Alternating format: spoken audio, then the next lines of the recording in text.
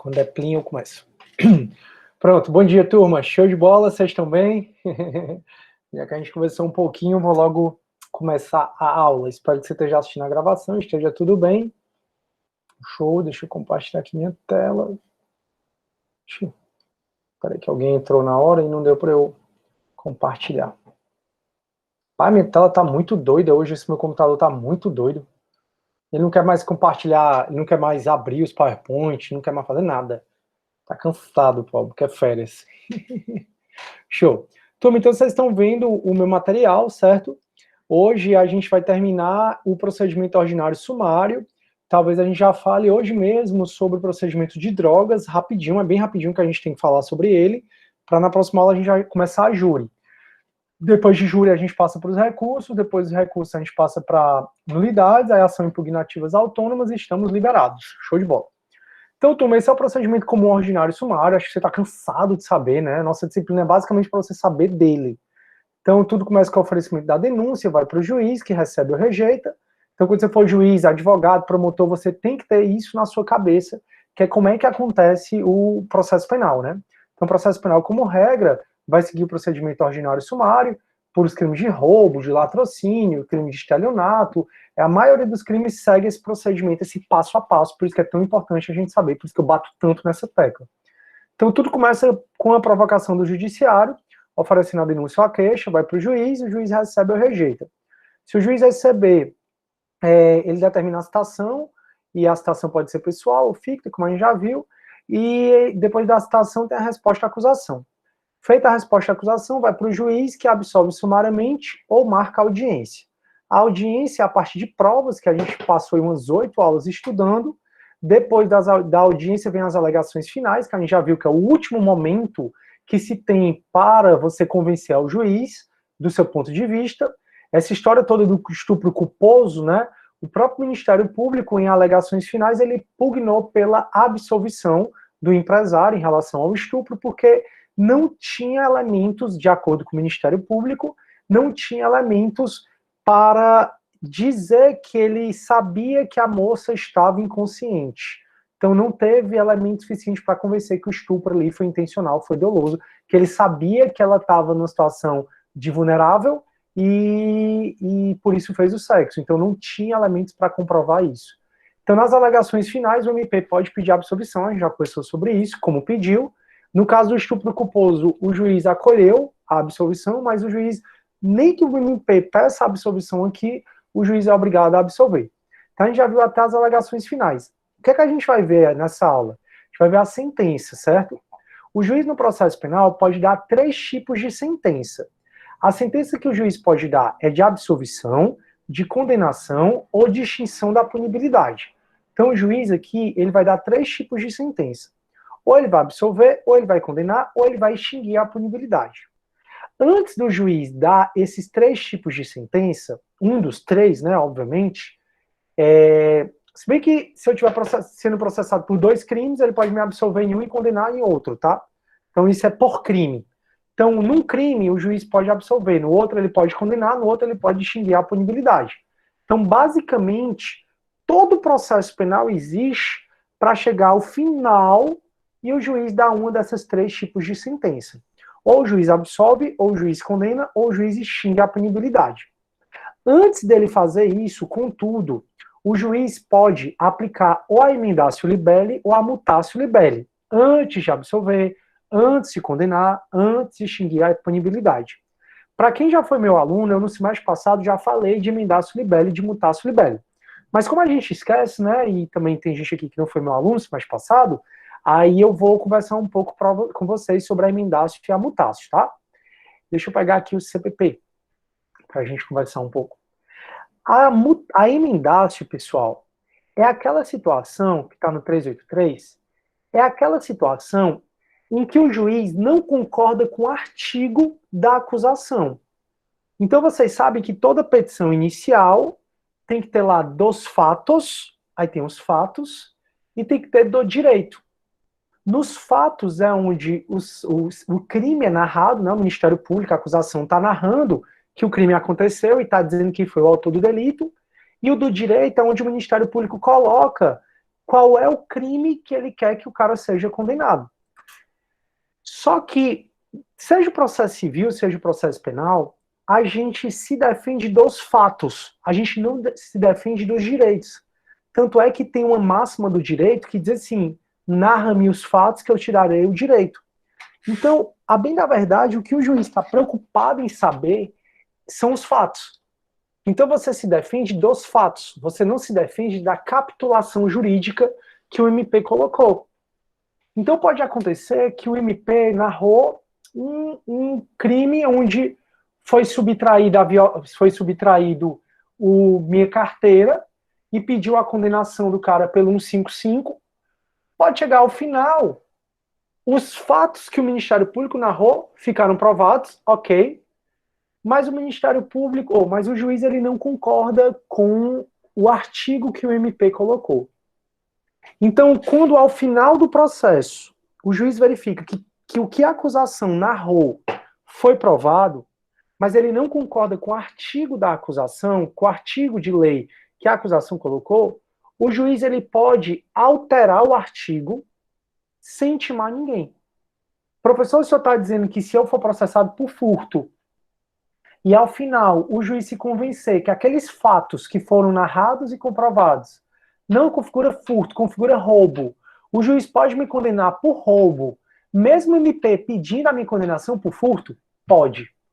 Então o Instituto da Emendatio Libelli, que é esse que está no 383, ele acontece quando o juiz não concorda com o artigo capitulado pelo MP. Então o que o MP narrou foi provado, mas o MP pede a tua condenação por um crime e o juiz acha que é outro crime. O juiz pode condenar por esse outro crime, seja a pena mais grave, seja a pena menos grave, sem intimar ninguém. Essa é a Emendatio Libelli. O que eu quero que você grave é que na Emendatio Libelli não surge fato novo nenhum. O que a acusação falou na inicial foi provado. Na Emendatio Libelli não tem fato novo nenhum, o que acontece é uma divergência de capitulação legal. O MP narra e prova os fatos e pede para condenar no estelionato. O juiz entende que aqueles fatos não é estelionato, é furto qualificado mediante fraude.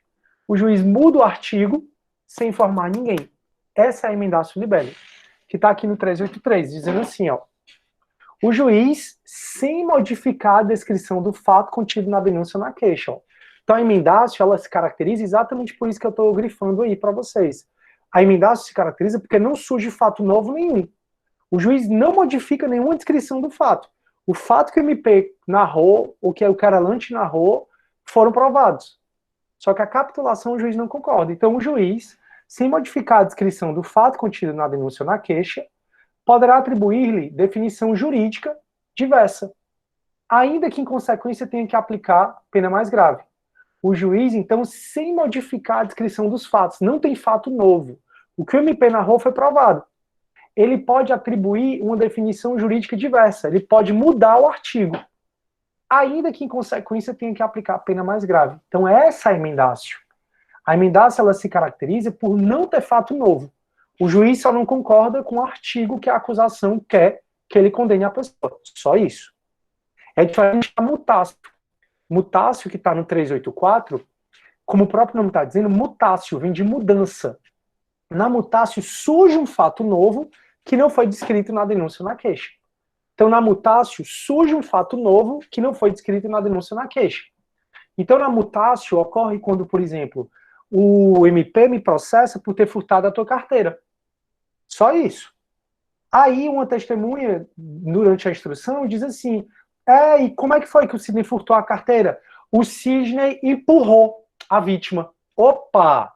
O juiz olha na denúncia, não tem na denúncia, não tem na queixa que eu empurrei ninguém. E a testemunha está dizendo que eu empurrei alguém.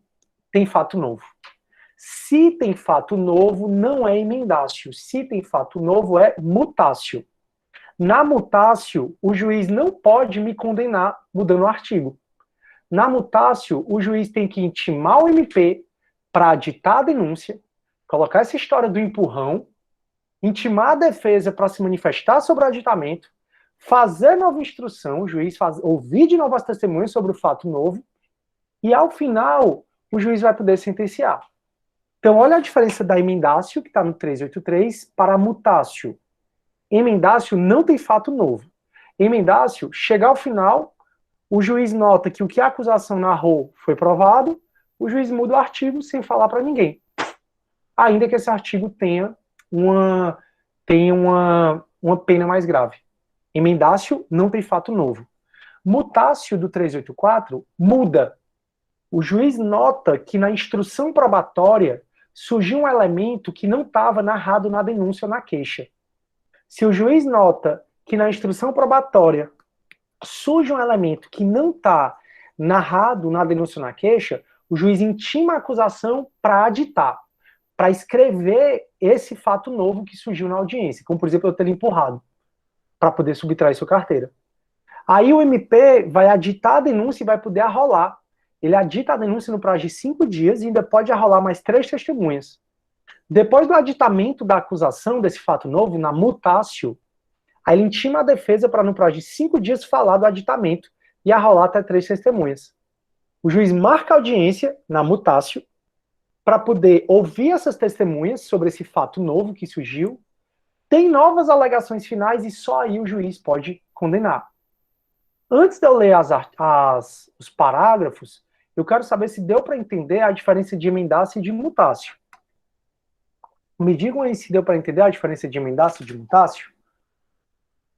Deu para entender, pessoal? Então, emendácio, show. Emendácio é uma mera divergência de capitulação legal. No emendácio, o que foi narrado na acusação, foi comprovado, tudo que foi provado foi narrado na acusação, o juiz sentencia, condenando, absolvendo. Se condenar, pode condenar por outro artigo que não que a acusação falou. Mutácio vem de mudança.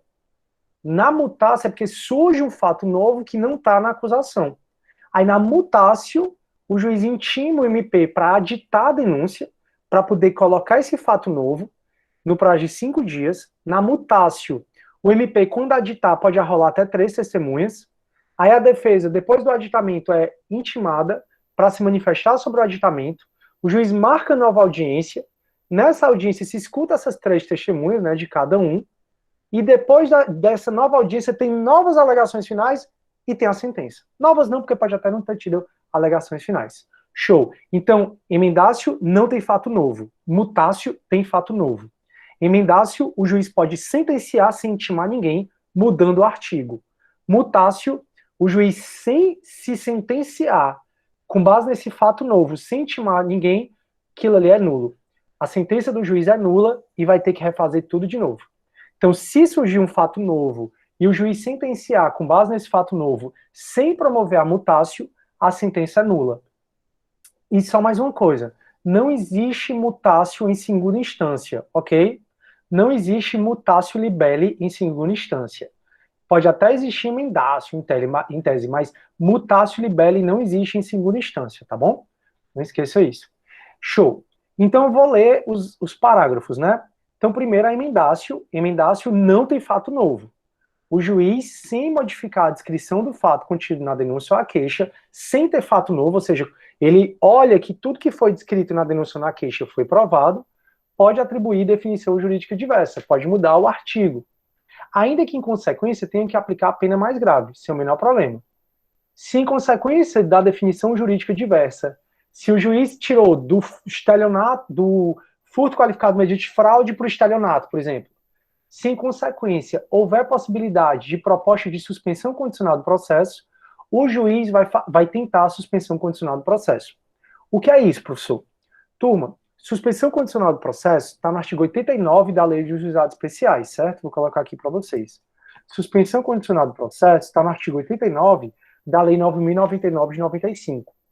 A suspensão condicional do processo é cabível toda vida em que o crime tem pena mínima menor ou igual a 1 ano. Então, toda vida que o crime tem pena mínima menor ou igual a 1 ano, pena mínima menor ou igual a 1 ano, se tenta a suspensão condicional do processo, que é um acordo entre o MP e, nesse caso aqui, o denunciado, para suspender o processo, como o próprio nome está dizendo. Então, por exemplo, o MP narrou o fato dizendo que eu cometi furto mediante fraude. Aí ele narrou os fatos, me acusando de furto mediante fraude. E ele pede a minha condenação por furto mediante fraude. Furto mediante fraude é um furto qualificado que tem pena mínima de 2 anos. Não cabe suspensão condicional do processo. Aí o MP prova que realmente eu cometi esses fatos. E ao final, o juiz diz: rapaz, tudo que o MP narrou foi provado. Mas eu não acho que é furto mediante fraude. Eu acho que é estelionato. O juiz, então, ele aplica a emendatio libelli para dizer que o crime que eu pratiquei não foi o furto mediante fraude, foi o estelionato.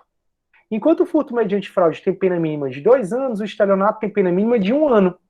De maneira que o juiz nota que, ao ele mudar o artigo, vai caber suspensão condicional do processo. Na hora, ele tem que intimar o MP dizendo assim: MP, estou aplicando a emendatio libelli, não acho que foi furto mediante fraude, acho que foi estelionato, e o estelionato cabe suspensão condicional do processo, porque a pena mínima do estelionato é de 1 ano. De maneira que MP tente a suspensão condicional do processo. Então é isso, turma, que está dizendo aqui o parágrafo 1º do 383.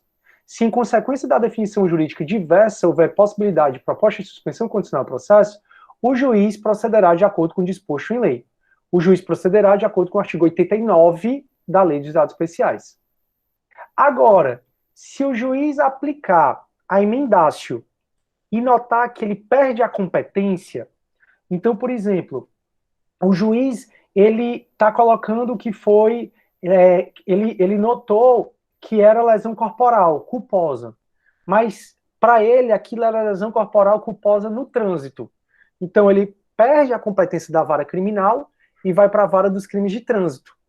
Então, se o juiz notar que ele muda, ou então ele pensa, ele diz que era injúria qualificada, injúria não, desculpa, calúnia qualificada, e aí calúnia qualificada é da competência do juízo criminal, e aí ele disse: não acho que é calúnia qualificada, é calúnia simples.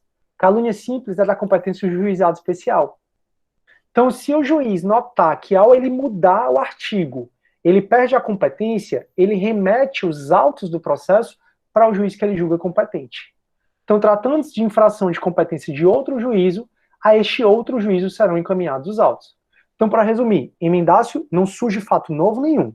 Na emendácio, o que foi narrado na denúncia foi provado, sem ter nada a mais. Acontece que a emendácio é uma divergência de opinião, da tipificação. O MP acha que é uma tipificação, acha que é um artigo, e o juiz acha que é outro artigo. O juiz aplica a emendácio sem intimar ninguém. Se o juiz notou que mudou o artigo e agora cabe suspensão condicional do processo, porque a pena mínima é igual ou menor do que 1 ano, ele manda o MP tentar. Se o juiz notou que mudou o artigo e ele perdeu a competência, ele remete os autos para esse juiz que ele julga competente. Essa foi a emendácio.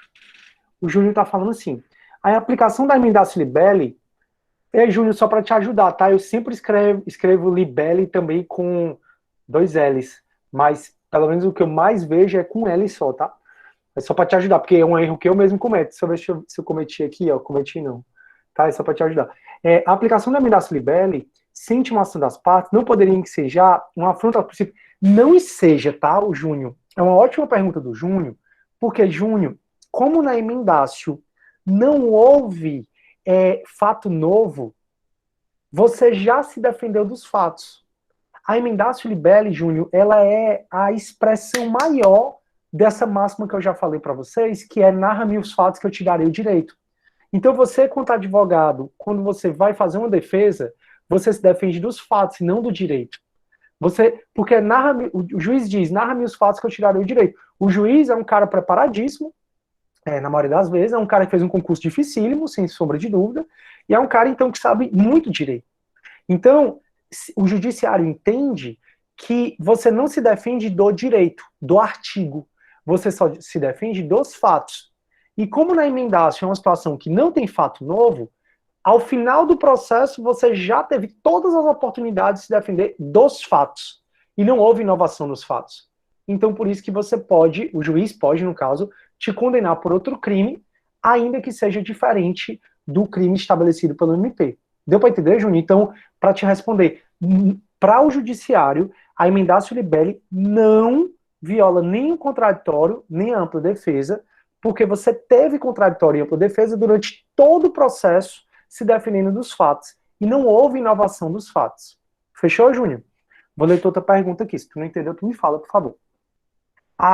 Não, Júnior, eu tô te falando, cara, só porque é um erro que eu mesmo cometo, entendeu? De botar dois L's, né? Mas não é. E eu não sei porque que a gente tem essa mania. Aí o Francisco Júnior, o Júnior, de novo. É possível aplicar o 383 quando do recebimento da denúncia para fins de correção de uma acusação tida como abusiva? Júnior, em tese, quando o juiz nota essa questão abusiva do direito de defesa, nota que o MP está narrando os fatos e colocando outro artigo nada a ver, ele rejeita a denúncia, ou então ele intima o MP, que é o que acontece na maioria das vezes, para aditar a denúncia colocando a tipificação correta. Então, se tem, assim, a emendácio, ela é mais no momento da sentença. Tanto é que, olha aqui onde o CPP fala, ó, ele fala, ó, título 7 da sentença, que é o que a gente está estudando. Então, o que é que a sentença deve conter? E ó, aqui no 383, ó, a sentença deve conter o quê? Pode haver a emendácio. Por isso que a emendácio e a mutácio, ela é mais no momento da sentença. Se o juiz nota esse abuso da acusação de colocar outro artigo, bem esdrúxulo mesmo, forçação de barra, ele muitas vezes manda aditar a inicial, ou então ele rejeita a denúncia, tranquilo? Show. Então, turma, antes do juiz proferir a sentença, que aí é o que eu vou explicar já já, quais são as sentenças, ele pode dar emendácio, ou ele pode dar a mutácio. Enquanto na emendácio ele não precisa intimar ninguém, que isso, como foi muito bem perguntado pelo Júnior, não viola o contraditório nem a ampla defesa, na mutácio vem de mudança, que está no 384. Significa que surgiu, durante a prova, surgiu um fato novo que não estava narrado na denúncia ou na queixa. Então está aqui o procedimento, né?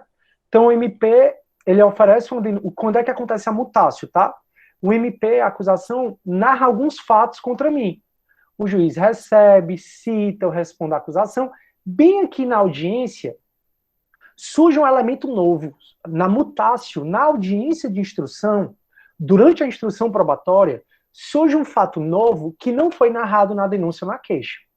Aqui sim, Júnior, se surgiu esse fato novo que não foi narrado na denúncia ou na queixa, o juiz prosseguiu e sentenciou, aqui sim a sentença seria nula, porque surgiu um fato novo. Se surgir um fato novo que não está na denúncia, significa que quando eu respondi à acusação, eu não pude contestar esse fato novo. Daí porque na mutácio, que acontece quando durante a instrução probatória surge um fato novo, dizer que eu furtei um colar, aí a testemunha foi, ele puxou o colar. Dizer que eu furtei a carteira, não, ele furtou a carteira empurrando. Dizer que eu te furtei, e aí alguém dizer, não, mas ele estava com a arma. Então, na mutácio, que vem de mudança, muda, porque surge durante a instrução um fato novo que não estava na acusação. Aí, nesse caso, o juiz tem que para lá, esse fato novo de que o Sidney estava com a arma, de que o Sidney puxou o colar, de que o Sidney empurrou, esse fato novo não está na denúncia ou na queixa. O juiz intima a acusação para, no prazo de 5 dias, aditar a acusação, e eles podem arrolar até 3 testemunhas para falar sobre esse fato novo, intima a defesa para falar do aditamento, no prazo de 5 dias, e a defesa pode arrolar também até 3 testemunhas, faz nova audiência de instrução para falar sobre esse fato novo, só depois vai as alegações finais e sentença. Então, se acontece a mutácio, o juiz meio que tem que quebrar esse rito aqui. Se acontece a mutácio, bem aqui na audiência de instrução, que já estava na audiência de instrução, ele diz, galera, espera aí que a gente vai ter que, eu vou ter que intimar o MP para aditar a denúncia. Aí o MP adita a denúncia, a defesa se manifesta sobre o aditamento, o juiz faz uma nova audiência de instrução para falar sobre esse fato novo, para falar sobre a arma, sobre o empurrão, sobre o colar, e só depois é que segue para as alegações finais e, enfim, a sentença. Deu para entender, pessoal, a mutácio? Deixa eu ler aqui com vocês para ficar um pouco mais claro. No 384 vai dizer assim, que é o da mutácio, né? 383 emendácio, sempre decora assim, ó, o E vem antes do M, que às vezes esse nome, né, emendácio e mutácio, nas provas, Quando eu falo nas provas, vocês já sabem que tem grande chance de cair na prova de vocês, né? Nas provas, a galera muda o conceito. Então, na emendácio, o E vem antes do M, tá? Então, a emendácio é o 383 e a mutácio é o 384. E mutácio vem de mudança, significa que mudaram os fatos, surgiram fatos novos. Então, encerrada a instrução probatória, se entender cabível nova definição jurídica do fato, se o juiz entender que é cabível um novo artigo em consequência de prova existente nos autos, de elemento ou circunstância da infração penal não contida na acusação, então o juiz entendeu que é cabível um novo artigo, que não é mais o furto, porque eu furtei, quando eu tirei a sua carteira, eu te empurrei.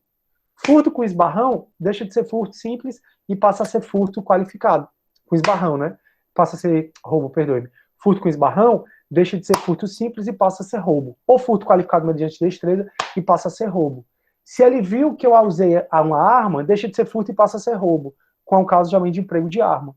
Então, se o juiz nota que o caso ali é outro, vai ser outro artigo, mas a razão do juiz estar achando que é outro artigo é uma prova existente nos autos que não foi contida na denúncia ou na queixa, que não foi contida na acusação, o MP deverá ditar a denúncia ou a queixa no prazo de 5 dias, se em virtude dessa tiver sido um crime de ação penal pública, reduzindo seu aditamento a termo quando ele é feito na própria audiência. Então, na própria audiência, o MP pode aditar, inserindo esse fato novo. O fato de eu ter usado arma, de eu ter puxado o colar, de eu ter dado esbarrão em você.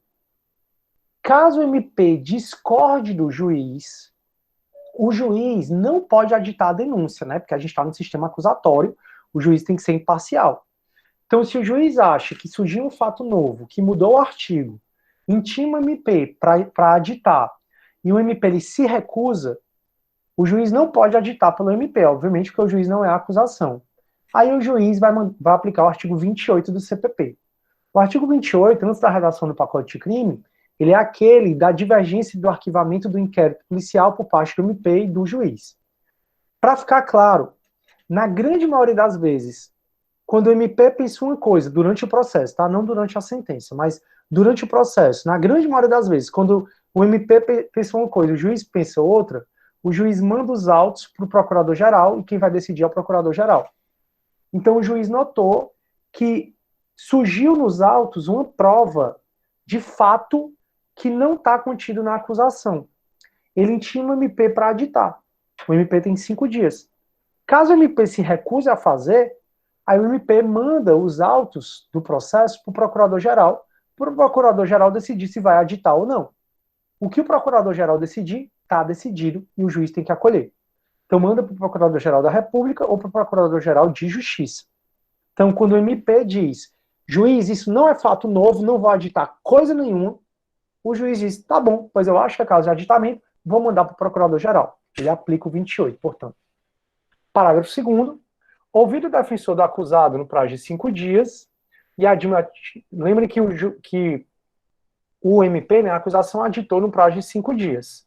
Depois vai ser a defesa que vai se manifestar sobre o aditamento no prazo de 5 dias.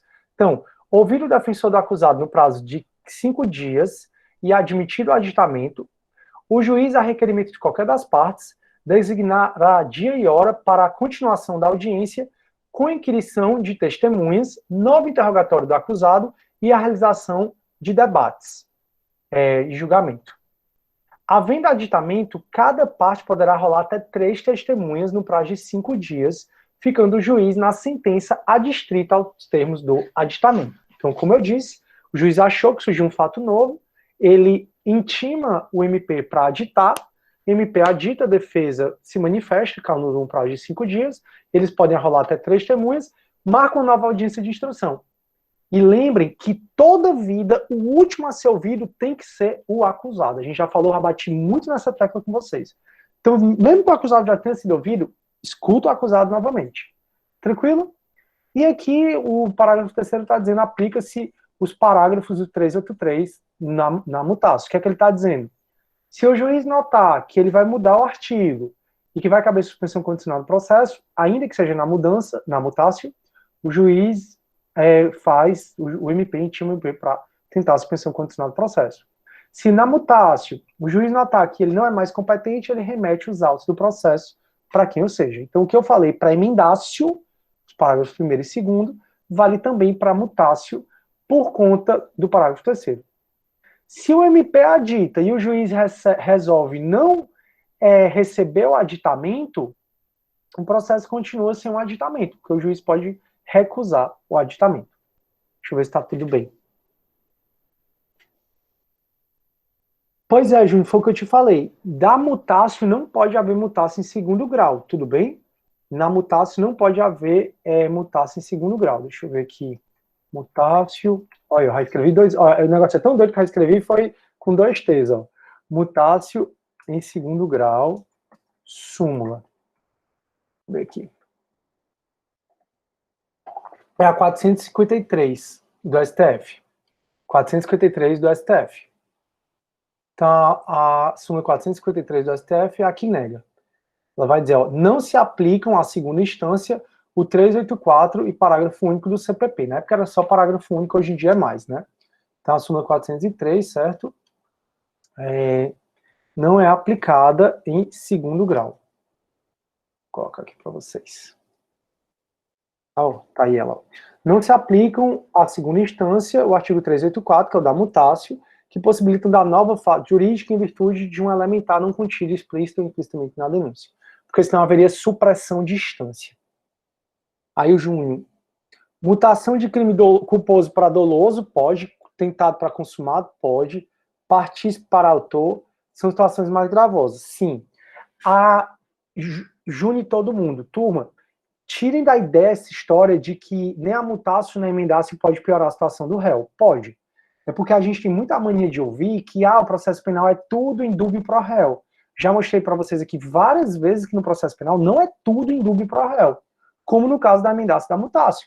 Então pode haver emendácio e mutácio, mesmo prejudicando o réu. Não prejudicando assim, né? Mesmo trazendo uma situação mais grave pro réu. Júnior, tu que é o que mais está interagindo, tá dando para entender, cara? Quer que eu explique mais alguma coisa? Não, tá tudo tranquilo. Pode ficar tranquilo. Massa. Alguém não está entendendo?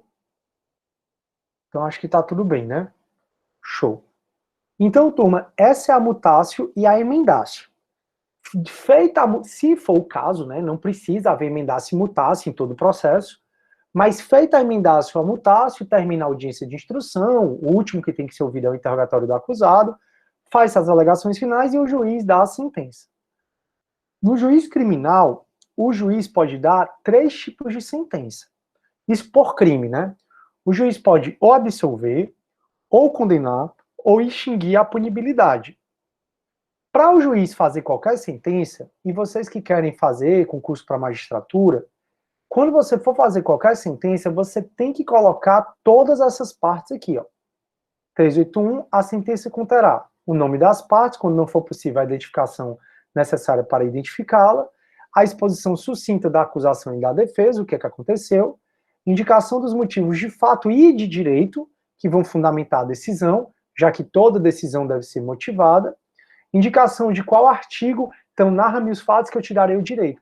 Quem vai dizer qual é o artigo de lei aplicado é o juiz. O dispositivo, a data e a assinatura do juiz.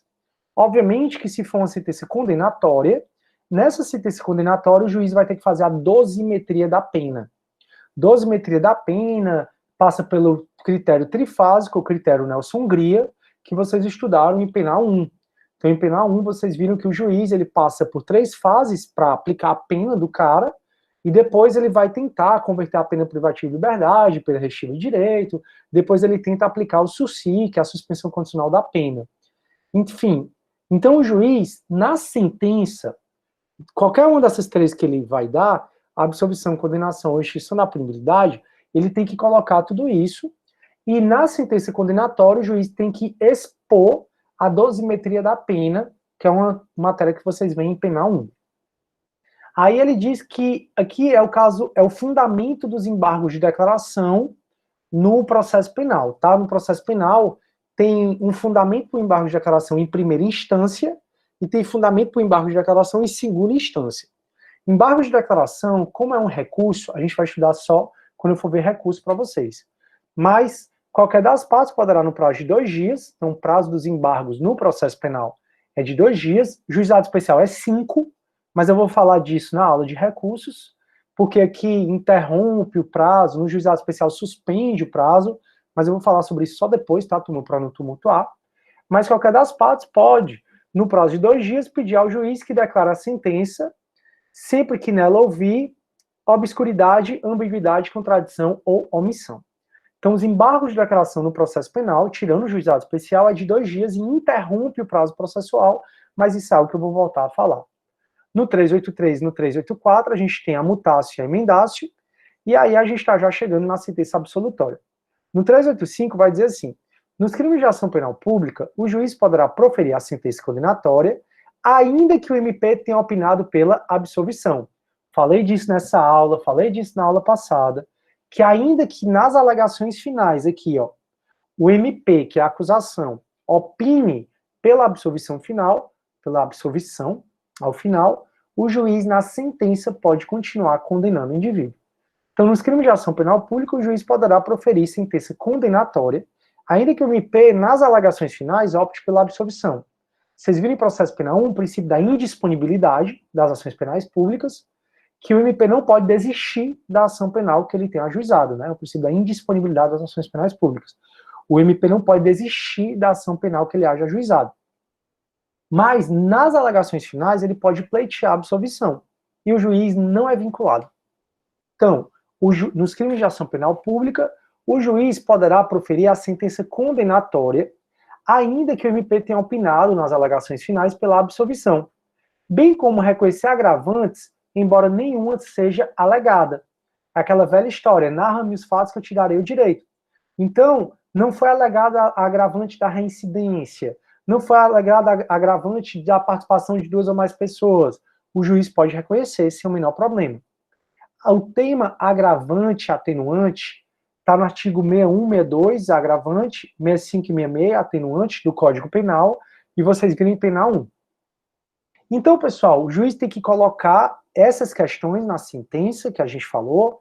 As partes podem entrar com embargo de declaração, que a gente vai falar ainda, mas o fato é que chega ao final do processo, o juiz passou por esse processo todinho, e agora o juiz tem que fazer o que ele é pago para fazer, que é decidir.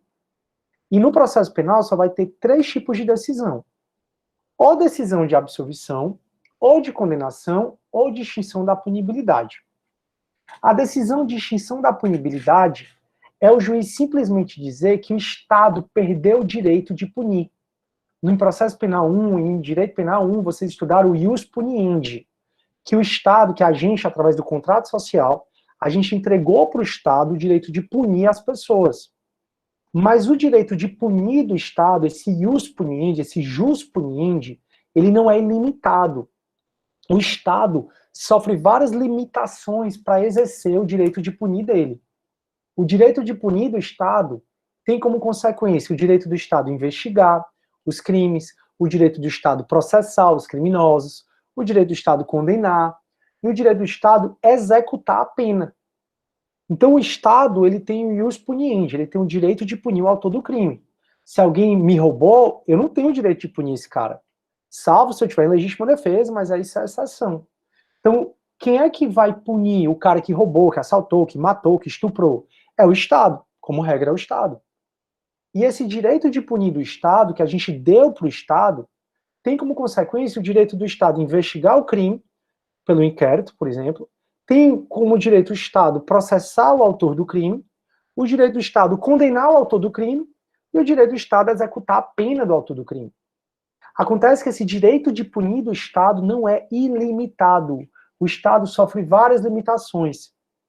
Entre essas limitações tem a limitação temporal, por exemplo, a prescrição. Quando o juiz, então, dá uma decisão de extinção da punibilidade, e as causas que extinguem a punibilidade estão exemplificativamente no 107 do Código Penal, vocês viram isso em Penal 1, quando o juiz dá uma decisão de extinção da punibilidade, significa que o juiz disse assim: o Estado perdeu o direito de punir. Se o Estado perdeu o direito de punir, ele não pode mais investigar, nem processar, nem executar a pena de quem quer que seja. Então, a decisão de extinção da punibilidade significa o Estado, o juiz, dizendo assim: não considero o cara absolvido, não considero o cara condenado, considero que o Estado perdeu o direito de falar desse assunto. Professor, exemplos de extinção da punibilidade de causas que extinguem a punibilidade? Como eu disse, essa matéria você vê em Penal 1 e está no artigo 107 do Código Penal. Exemplos de extinção da punibilidade. Ano passado, vocês estudaram ação penal comigo, aí vocês viram a renúncia ao direito de queixa ou de representação, o perdão do ofendido, vocês viram a perempção do artigo 60. São causas de extinção da punibilidade. Prescrição, anistia, decadência, graça, indulto, abolício crimes, morte, todas essas são causas extintivas da punibilidade. Se o juiz notar que o crime prescreveu, que é o que a grande parte das sentenças aqui no Brasil é de extinção da punibilidade, porque o nosso judiciário é tão moroso, está mudando, graças a Deus, mas grande parte dos crimes extingue a punibilidade pela prescrição. Então, quando o juiz dá uma sentença extinguindo a punibilidade pela prescrição, ele não está nem absolvendo, nem está condenando, está só dizendo assim, o Estado perdeu o direito de punir, o direito de investigar, o direito de processar, o direito de fazer qualquer coisa. Então, essa primeira decisão que o juiz pode dar é a decisão de extinção da punibilidade. Dizer, Estado perdeu o direito de falar desse crime. Então, meu amigo, você está solto, se você matou, matou. O próprio João de Deus, né, que agora está internado com câncer, não sei o quê. O João de Deus fez vários crimes, em tese, né? Vários crimes, os quais ele nunca mais pode ser processado, porque foram crimes há 40 anos atrás. Então, estão prescritos. E se o crime está prescrito, o Estado perdeu o direito de punir. Então, a primeira decisão que o juiz pode dar, e que na prática acaba sendo boa parte das decisões, é o judiciário dizendo: a polícia demorou a investigar, o judiciário demorou a punir, passou o tempo, tá bom, você matou, roubou, estuprou, tá livre, não tem problema não, a gente perdeu o direito. Só que, além dessa decisão de extinção da punibilidade, o juiz pode absolver ou condenar. Aqui, sem sombra de dúvida, prevalece o princípio do indúbio pro réu, pro rei ou réu, certo? Aqui, sem sombra de dúvida, prevalece o princípio do indúbio pro rei ou indúbio pro réu, certo? E aqui, na dúvida, o juiz tem que absolver. O juiz criminal, ele só pode condenar. Olha como é difícil a posição de um juiz criminal. Ele só pode condenar se ele tiver certeza. Professor, eu escuto falar desse princípio do indúbio pro rei desde que o mundo é mundo e eu não sei onde é que ele está. Vou te mostrar agora. No 386, tem os incisos pelos quais o juiz é obrigado a absolver. E você vai ver que o juiz é obrigado a absolver na dúvida ou na certeza. Então, na dúvida ou na certeza, o 386 manda o juiz absolver, de maneira que ele só pode dar sentença condenatória se o juiz tiver certeza que o crime aconteceu e certeza também da autoria delitiva. Daí porque, enquanto advogado, você pode jogar várias teses defensivas, ainda que contraditórias entre si, não tem problema. O processo penal, ele admite que o réu argumente, faça argumentos, ainda que sejam contraditórios, de dizer assim, juiz, absolva o cara porque não foi ele. Então eu digo, juiz, absolva o meu cliente porque não foi ele. Mas se o senhor entender, juiz, absolva o meu cliente porque meu cliente não estava lá no dia e na hora. No dia e na hora do crime, que foi lá na Pacatuba, ele estava assistindo aula na Unifor. Mas caso, juiz, você acha que ele estava na Pacatuba, absolva porque ele agiu em legítima defesa. Percebe como é contraditório? Ele dizer como defesa que o cliente não cometeu o crime porque não estava lá, mas que o juiz, se o juiz não entender, se o juiz entender que o cara estava de fato lá, que absolva porque o cliente agiu em legítima defesa. Isso, turma, se chama princípio da eventualidade. Você tem que jogar todas as teses defensivas que você acha cabível, ainda que essas teses defensivas sejam contraditórias entre si. Então, muitas vezes, o advogado de defesa faz aquela defesa chata, extensa, cheia de teses contraditórias entre si, que o juiz tem que rebater uma por uma, dizer por que ele não está convencido de que o cara é inocente. Porque, na dúvida, o juiz é obrigado a absolver, como vocês vão mostrar agora. De maneira que o juiz só pode condenar se ele tiver certeza de duas coisas. Certeza que o crime aconteceu e certeza da autoria delitiva. Então, o juiz só pode condenar se ele tiver certeza. A mera dúvida, o juiz deve absolver. Até mesmo no júri, pessoal, os jurados que julgam pela íntima convicção, vocês estudaram isso em processo penal 1, que no Brasil vige o procedimento, o princípio do livre convencimento motivado do juiz. No Brasil, o juiz é livre para decidir, mas ele tem que motivar. Aí eu disse, só tem uma exceção, que a gente usa a íntima convicção, que são os jurados. Os jurados, eles absolvem ou condenam e não precisam dizer por quê.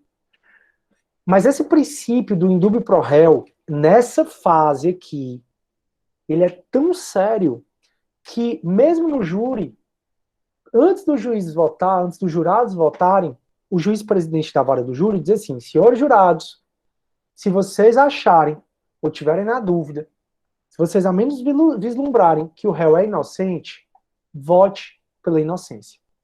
Exatamente pelo princípio do indúbio pro réu que prevalece aqui nessa fase.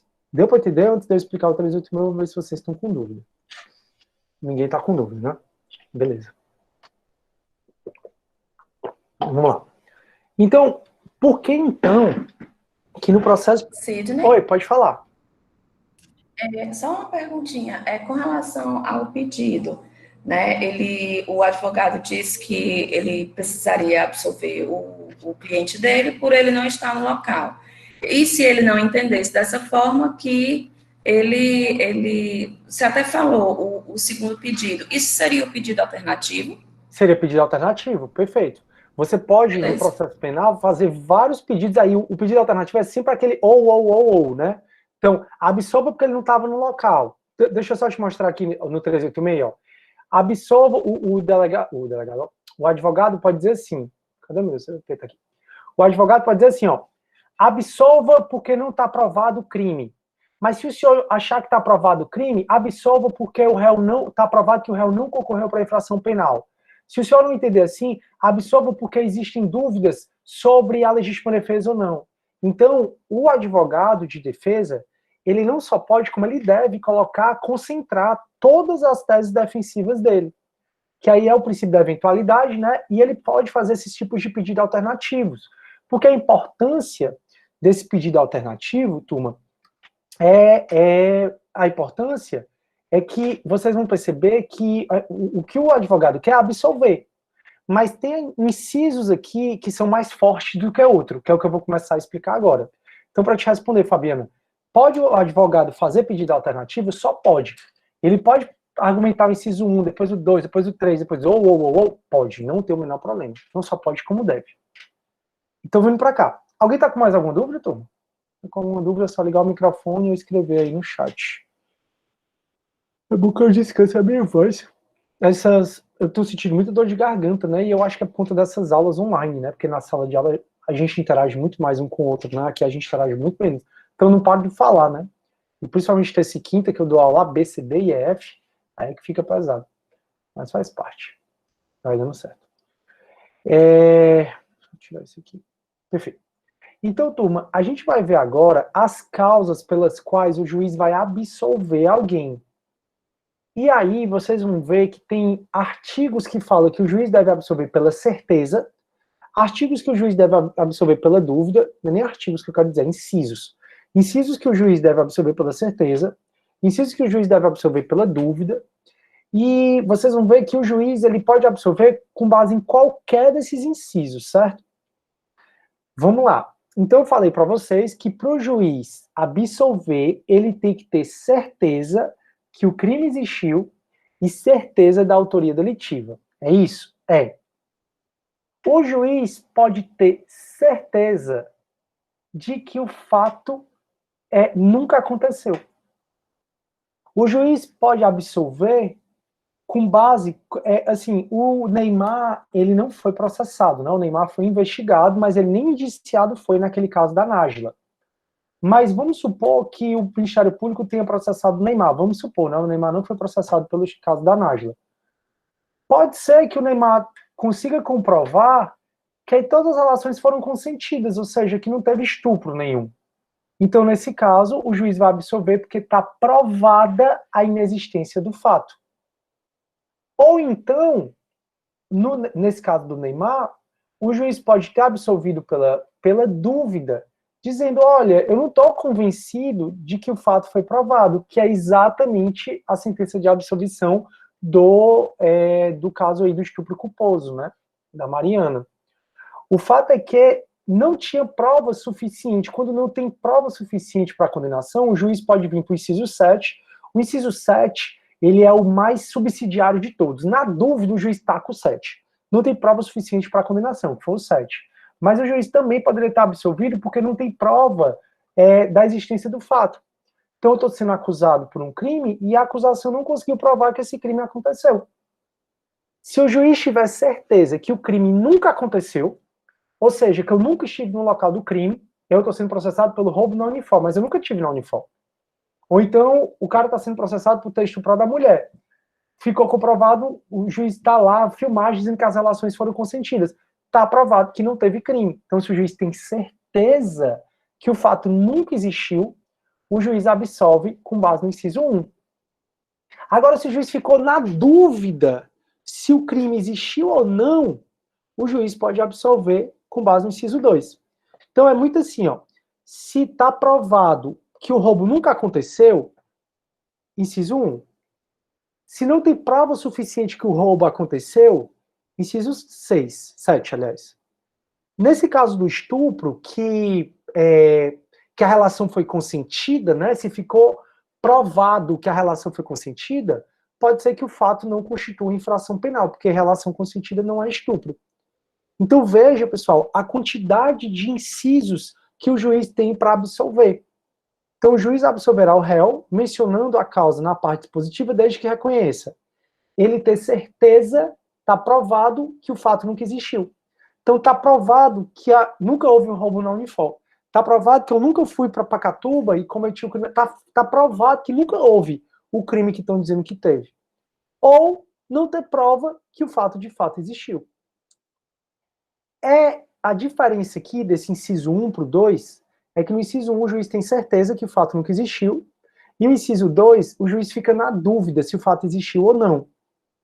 E é importante, às vezes tem uma pergunta assim, é possível apelar de uma sentença absolutória, de uma sentença de absolvição? Sim, é possível, para mudar o fundamento. Porque, dependendo do motivo da absolvição, vai interferir na esfera civil. Olha aí, Júnior, essa é contigo. Pessoal, vocês sabem que de um mesmo fato pode surgir uma responsabilidade civil, administrativa, penal. Então tá aí o Flávio Bolsonaro sendo responsabilizado, né, sendo processado por peculato, organização criminosa e desvio de dinheiro, né, lavagem de dinheiro. Então, desse mesmo fato, pode surgir um procedimento ético contra o Flávio Bolsonaro, surgir um procedimento criminal, né, que é esse, e ainda pode ter surgido um procedimento civil. Então, um crime, um fato, ele pode ensejar várias responsabilizações, penais, civis, ambientais. Eu lembro que eu conversei sobre isso com vocês na primeira aula do processo penal 1, que o mesmo fato pode ensejar diversas responsabilizações. E a regra é a independência das instâncias. Então, a regra é que a instância civil não vincula a penal, que não vincula a administrativa. A regra é que cada instância é diferente. Mas tem 2 casos que a instância criminal vincula às outras. Uma delas é se o juiz absolveu dizendo que o fato nunca existiu. Se o juiz absolveu dizendo que nunca a vítima foi roubada, nunca a vítima foi estuprada, que o juiz tem certeza, aí vincula civil. Por isso que, às vezes, é possível que o advogado apele porque o cliente dele foi absolvido com base no inciso 2 e o advogado quer que o cliente dele seja absolvido no inciso 1. Porque, em sendo absolvido no inciso 1, a instância civil fica vinculada. Eu chego já para mostrar para vocês em relação a isso. Então, no inciso 1, o juiz tem certeza, está provado que nunca existiu aquele fato criminoso, ou então não tem prova que existiu. O juiz ficou na dúvida. Deixa eu só pular o 3. Pode falar. Sidney, eu posso perguntar uma coisa? Claro, à vontade. Em relação a esses casos envolvendo estupro. É até uma pergunta um pouco ampla, mas assim, qual seria então a linha tênue entre a separação do indúbio pro réu e a hipótese de impunibilidade? Porque de impunidade, para falar a verdade, porque o que acontece muitas vezes é porque acaba abrindo uma margem muito grande para uma situação de injustiça.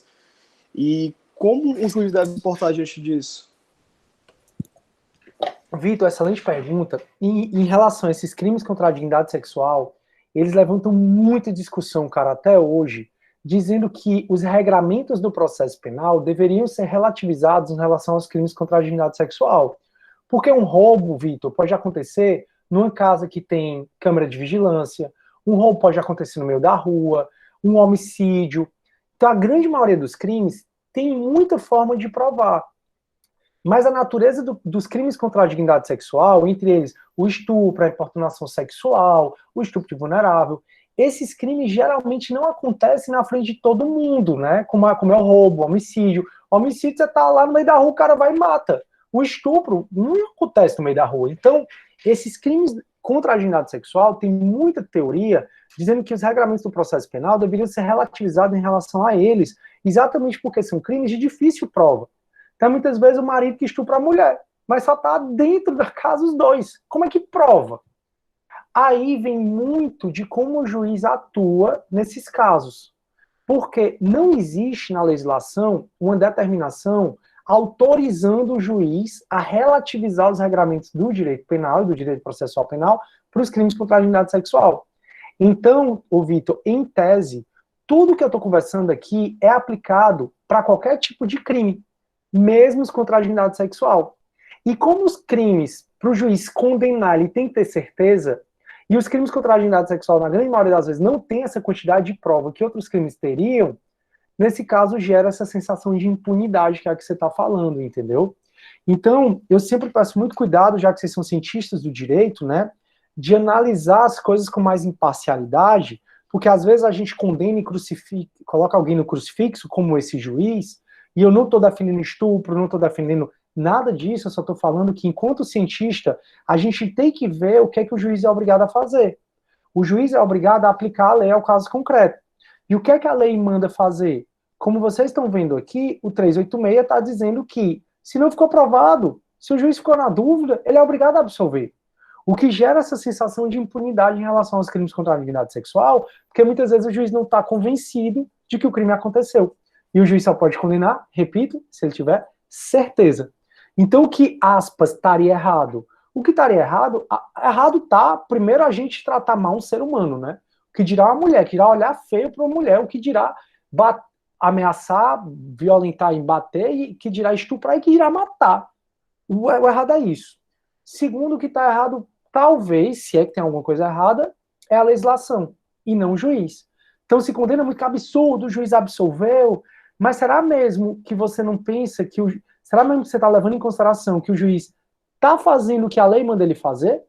Porque o juiz aplicou, qualquer juiz e qualquer sentença é com base no 386. Não tem outro artigo não, é o 386, que o juiz absolveu o cara. Então essa sentença, qualquer sentença, inclusive essa, é o 386 que manda o juiz absolver o cara, é o legislador que manda o juiz absolver o cara, quando não tem prova para a existência do fato.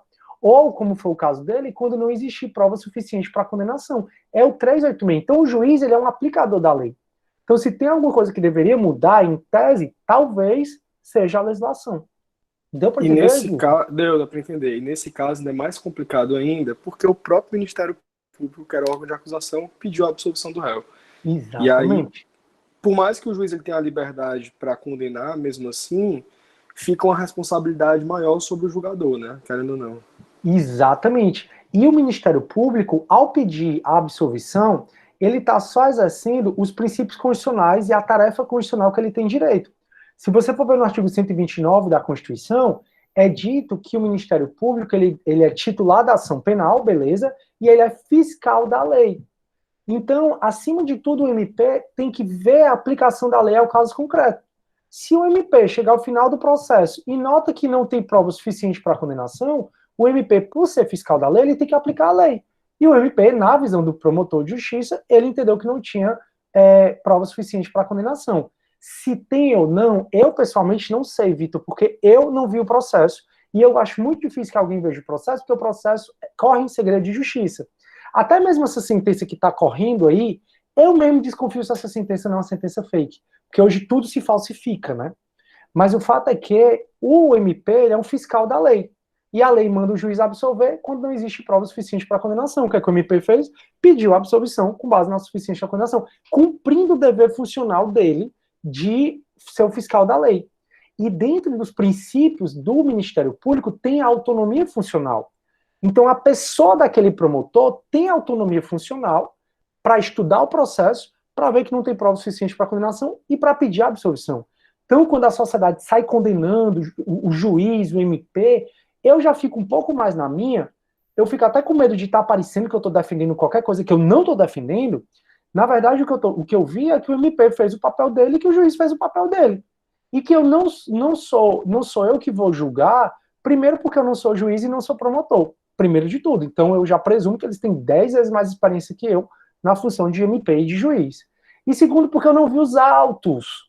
Então, é muito leviano, muitas acusações que estão sendo feitas, muitas frases, coisas que estão sendo faladas, é muito leviano quando você não tem propriedade das coisas.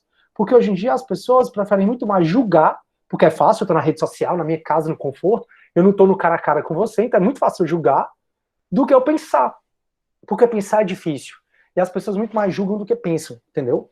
Por isso que eu não me meto nessas discussões, até porque eu fico muito atrás, porque eu me considero um cientista do direito. E se eu sou um cientista, eu tenho que analisar as coisas mais friamente, entendeu? Mas por nenhum momento eu estou defendendo o cara, o empresário, o caso. Deus me livre, Deus não. Se eu fizer isso, eu vou pro inferno. E eu não quero ir pro inferno, não. Deu pra entender, cara? Deu pra entender. Inclusive, eu até concordo com o que você falou, sabe, Sidney? Tipo, eu fiz um vídeo sobre, eu tinha comentado no meu Instagram, não sei se o pessoal aí me segue, e a primeira coisa que eu falei foi que o processo corre em segredo de justiça. Então, tem muita coisa que a gente não pode falar com clareza exatamente por isso. Então, há uma falta de propriedade em relação à matéria porque você não tem um contato direto com as provas, entende? E é mais prudente você tomar esse cuidado. Mas agora acho que eu vou até fugir um pouquinho do assunto, mas é só uma pergunta mesmo de dúvida. Em relação a essa situação, o Ministério Público ele pede a absolvição do réu. Será que seria possível o recurso de apelação? Ou pelo fato de ter pedido a absolvição do réu não teria sentido? Nesse caso, qual seria a saída para reverter, reformar a sentença? Pronto, se ele pediu a absolvição com base no artigo 386, inciso 1, e o juiz deu, em tese, aquele mesmo promotor de justiça não poderia apelar, porque faltaria interesse recursal, já que o que ele pediu foi atendido. Se ele pediu a absolvição com base no 386, inciso 1, e o juiz deu com base 2, ele poderia apelar, em tese, para mudar o fundamento da absolvição, porque aí teria interesse recursal. Mas a discussão ganha mais importância ainda quando eu sou promotor, peço a absolvição, o juiz absolve, eu sou removido e assume o Vitor, que pega aquele caso e diz que promotor doido, o Sidney deveria ter pedido a condenação. E aí? Eu tenho autonomia funcional, Vitor, enquanto promotor, para pedir a absolvição. Você tem autonomia funcional para entender que aquilo ali não é a absolvição. E aí, mas o MP é um órgão. Será que você poderia ou não apelar? Essa é a maior discussão, entendeu? Porque se o delegado, se o MP pediu a absolvição e o juiz deu, exatamente como pediu, falta interesse recursal nesse caso. Deu para entender, cara, essa discussão? Pois é, essa é a questão-chave. Essa é a questão-chave desse caso específico, né, que tá falando? Exatamente, desse caso específico, mas enfim.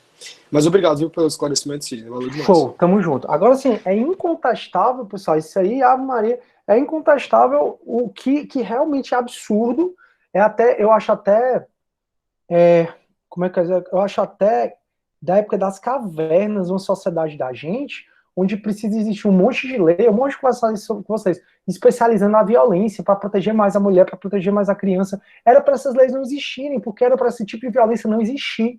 Então, assim, é incontestável que precisa mesmo dar voz às mulheres, dar mais voz, professores, homens, mulheres, artistas, seja quem for, para dar voz para isso não acontecer. É importante, mulheres, vocês ligarem para o 180, procurarem a Casa da Mulher Brasileira, a procurar saber que tem pessoas e tem equipamentos do governo para vocês, e para vocês em situação de vulnerabilidade, né, de uma violência doméstica familiar. Então tem a Casa da Mulher Brasileira, que aí lá tem a Defensoria Pública, tem o MP, tem a Delegacia da Mulher, lá tem abrigo, lá tem psicólogos. Então, assim, existe um aparato da sociedade para ajudar, e as mulheres precisam também se ajudar a dar voz e cada vez mais se projetar. Para quem ousar, ao menos olhar feio para uma mulher, já ir direto para a cadeia, já ser direto, nem conseguir pensar em olhar feio, entendeu? Essa é a sociedade que um dia eu desejo. Só uma colocação, assim, ainda com relação a esse caso, né? Eu lembro que você falou que quando não existe vestígio, principalmente nos crimes contra a dignidade sexual, você falou, olha, o intuito da vítima é tomar um banho, é se livrar daquele momento, né, daquele cheiro, enfim. E aí, isso provavelmente deve ter acontecido com ela, né, também, né, não existia vestígio. Agora, o que ela apresentou foi a roupa, parece que com sêmen. Foi comprovado a questão do sêmen. Ah, mas pode ter sido sêmen de uma relação consentida, não é isso? É muito... Aí você falou outra coisa, que você não, o código, né? No caso de não havendo vestígio, a prova testemunhal supre a falta da perícia, né? De elementos suficientes para que se comprove por perícia. É muito subjetivo ao juiz, né, ele entender essas provas apresentadas, né? Exatamente. Como você disse, ninguém viu os autos, ninguém sabe se houve prova testemunhal, ninguém sabe, sabe-se da perícia por falar. Agora, o que se alardeou muito no dia em que saiu esse caso, né, a sentença, foi a questão de não existe estupro culposo. Deu-se a entender que foi criado um novo tipo penal, né, assim, que estavam burlando a lei para que se criasse um tipo que não existe. Isso não foi isso que aconteceu. Pronto, não foi isso que aconteceu e é por isso que as pessoas estão interpretando de maneira errada. O que é que aconteceu? Isso. Muito na defesa dela, turma, pelo amor de Deus, a gente está só analisando o fato, tudo bem, eu não estou defendendo o empresário, ok? Pelo amor de Deus, Deus me livre. Não, jamais. Ninguém aqui, pelo amor de Deus. O fato é que muito da defesa dela é que existia sim um crime culposo. E ela falava do artigo 18, inciso 2, que está lá o crime culposo, que está lá a diferença. O crime vai ser culposo quando tem negligência, imprudência e imperícia. E o MP, muito embora tenha tido essa prova, né, do sêmen e tal, ele entendeu, o MP e o magistrado, de que não existiu prova suficiente que comprovasse que no momento da relação sexual ele sabia que ela estava em estado de vulnerabilidade e também não existiu elemento suficiente, além dele saber, dizendo que ele teve vontade de fazer relação com ela forçada. Foi exatamente por isso aqui, ó, que não tem prova suficiente para condenação. Não tem prova suficiente para condenação, primeiro, porque não ficou provado que ele, turma, que é presunção de inocência, tá? Você não é obrigado a provar a sua inocência, é a acusação que tem que provar que você realmente cometeu o crime. Então, para ele, para o Ministério Público, não tem prova suficiente, de que ele sabia que ela estava em estado de vulnerabilidade, não ficou provado, ela não conseguiu provar que ela estava em estado de vulnerabilidade, então seria estupro de vulnerável, então não tinha essa prova suficiente, e 2, de que ele teve a intenção de estuprar, de ter relação com ela à força. Ó, pessoal, de que ele teve relação com ela à força. Então, não tinha prova suficiente, por isso que foi absolvido, entendeu? E aí ficou colocado... A defesa dele poderia alegar que ele também estava em estado... Tá. Aí o que se falou do estupro culposo foi porque, como ela batia muito na tecla que existe sim crime culposo, e ela falava do artigo 18, inciso 2, aí foi colocado que não existe a figura do estupro culposo, porque realmente não existe. Porque o 18, parágrafo único, vai dizer que a regra é que todo crime é doloso, que só vai haver crime culposo se existir expressa previsão legal.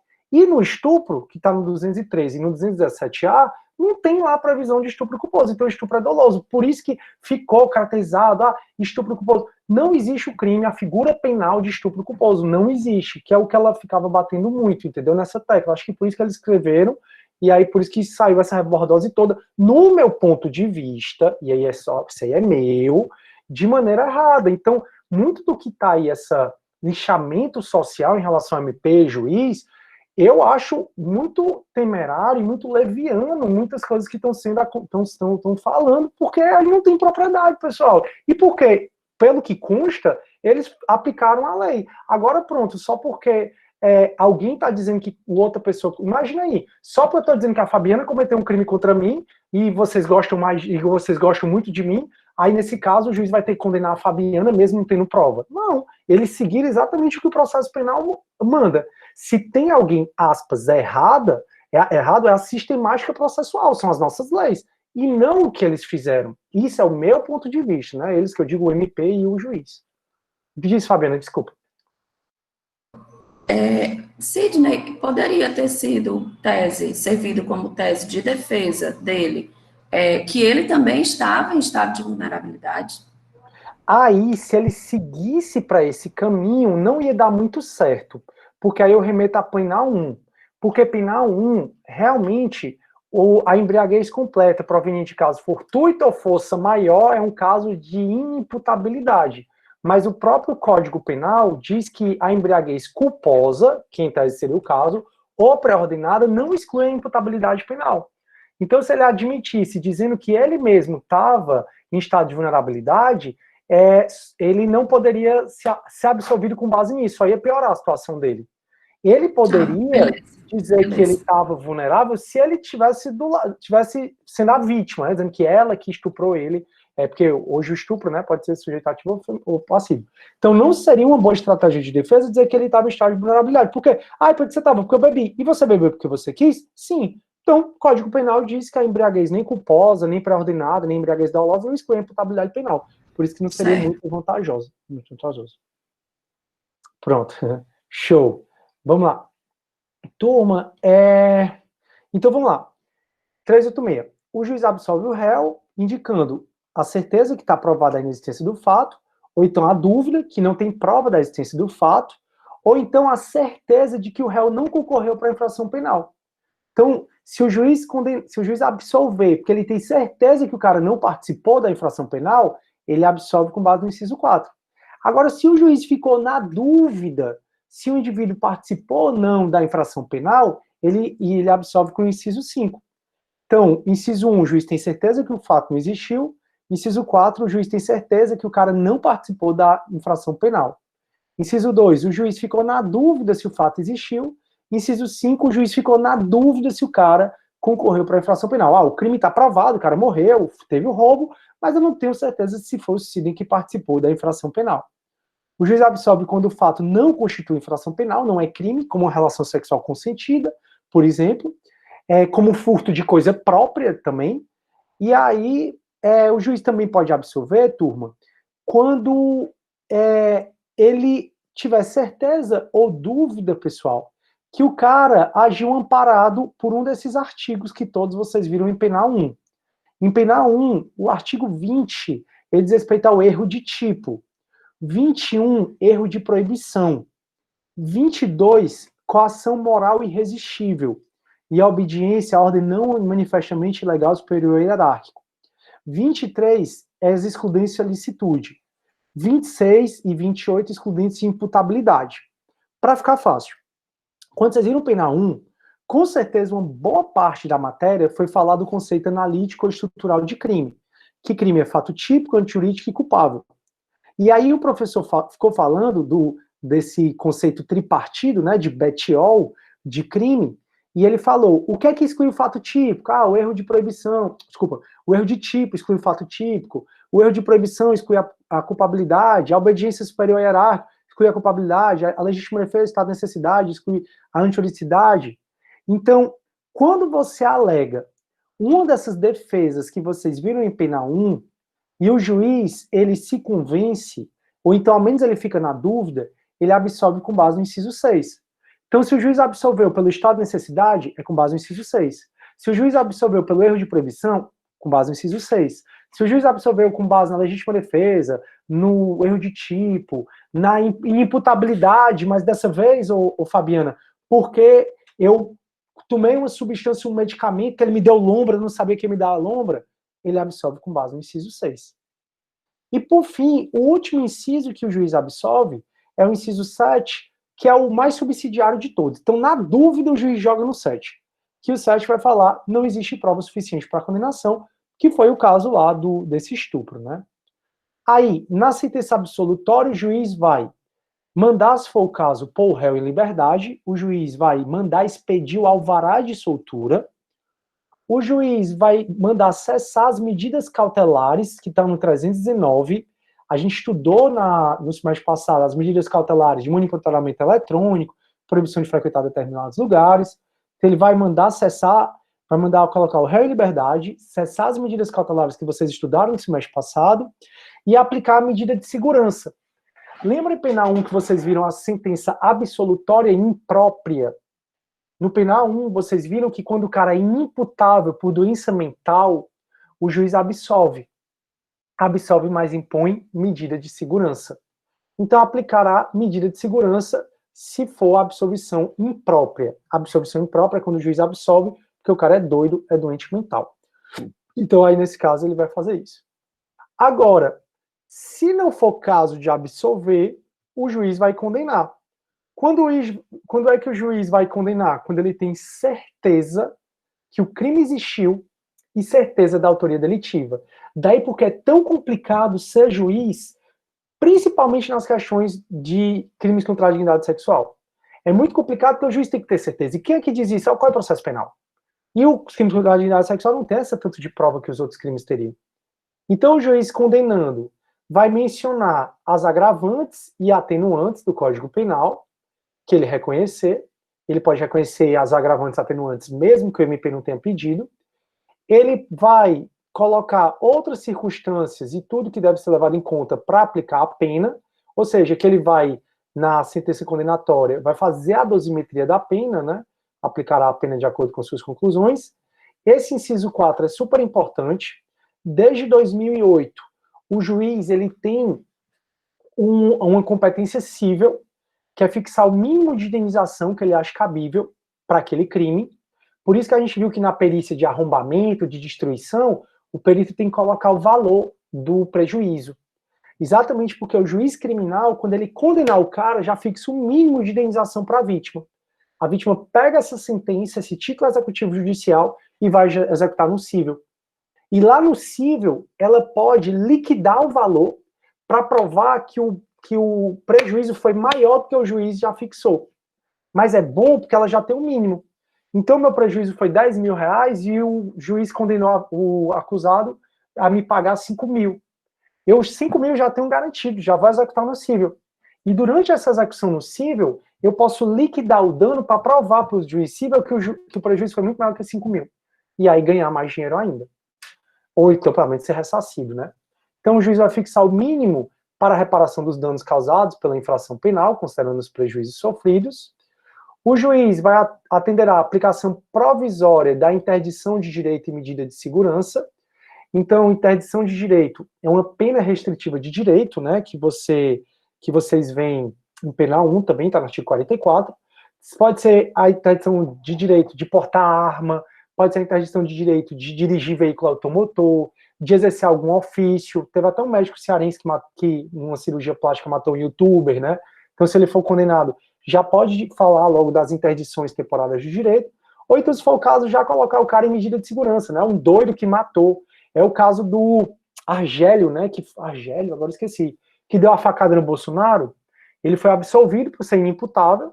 Então, o juiz aplicou a absolvição e aplicou logo medida de segurança para ele, né? Agora, se o cara fosse semi-imputável, o semi-imputável ele é condenado e pode o juiz, pelo sistema vicariante, aplicar medida de segurança. Tudo isso que eu estou falando é Penal 1, que o inimputável ele é absolvido, mas aplicada medida de segurança, absolvição imprópria, e o semi-imputável ele é condenado e aplicado medida de segurança, que o juiz já pode condenar também. E o juiz vai determinar se a sentença deverá ser publicada na íntegra ou resumo no diário, né? Geralmente é só o resumo, é só o dispositivo. Aí, ó, o juiz decidirá fundamentadamente sobre a manutenção ou, se for o caso, a imposição de prisão preventiva ou de outra medida cautelar, sem prejuízo da apelação que vier a ser interposta. Então, ele está falando, turma, que na sentença condenatória, o juiz pode motivadamente mandar prender o cara preventivamente. Ou pode dizer que o cara pode responder o processo em liberdade. Mas, ainda que o juiz decrete a prisão preventiva, o cara vai poder apelar mesmo ele estando foragido. Então, eu fui condenado, resolvi fugir. O juiz decretou a minha prisão preventiva, não conseguiram me achar. Mesmo assim, o meu advogado vai poder continuar apelando. É porque antigamente o juiz só conhecia a apelação só era enviada para o tribunal se eu tivesse preso. Hoje em dia não tem isso. E hoje em dia não tem prisão automática, tá? Não existe essa possibilidade do juiz prender e automaticamente, o juiz falar alguma coisa e automaticamente eu estou preso. Toda e qualquer prisão tem que ser motivada. O tempo de prisão provisória, de prisão administrativa não existe mais. Então, o tempo de prisão provisória, prisão administrativa pode riscar, ou de internação no Brasil ou no estrangeiro, será computado para fins de determinação do regime inicial da pena privativa de liberdade. É aquela velha detração, né, que a gente estuda também em Pena 1, que o tempo de prisão provisória ou internação, ele é debitado do tempo da condenação final. E ele influi no regime inicial. Então, a sentença vai ser datilografada, né, nesse caso, no computador. A sentença será publicada em mão do escrivão, que lavrará o respectivo termo, vai ser publicada no Diário Oficial. O escrivão, dentro de 3 dias da publicação e sob pena de suspensão de 5 dias, dará conhecimento da sentença ao MP. O MP está na vara, então o escrivão MP, assine aqui que você está intimado. O querelante ou assistente de acusação será intimado da sentença pessoalmente ou na pessoa do seu advogado.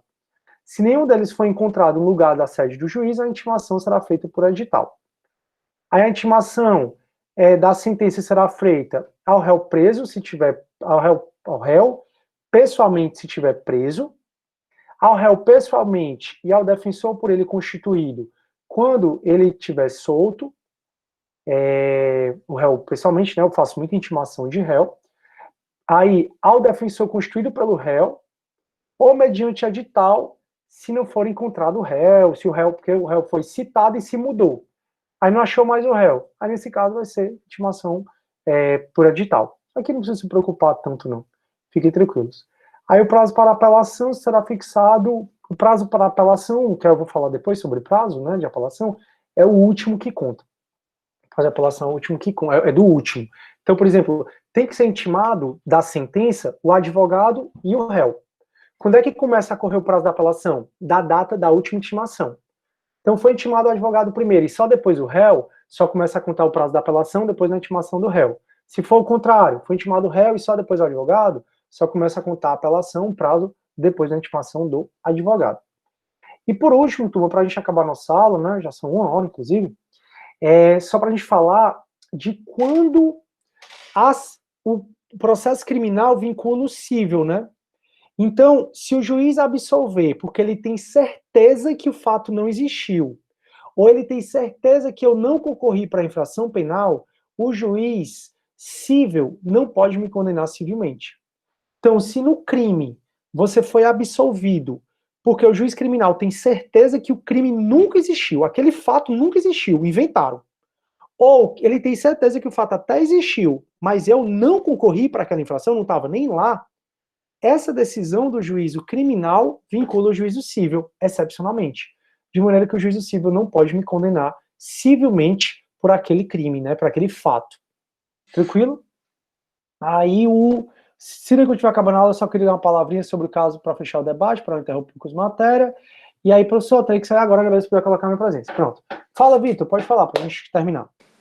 Cisne, eu acho que como tá corrido, já deu 1 hora, depois eu falo no direct mesmo, tá bom? Show. A gente conversa lá, cara, beleza. Show. Abraço. Turma, tá tudo bem, tá? A gente acabou sentença. Na próxima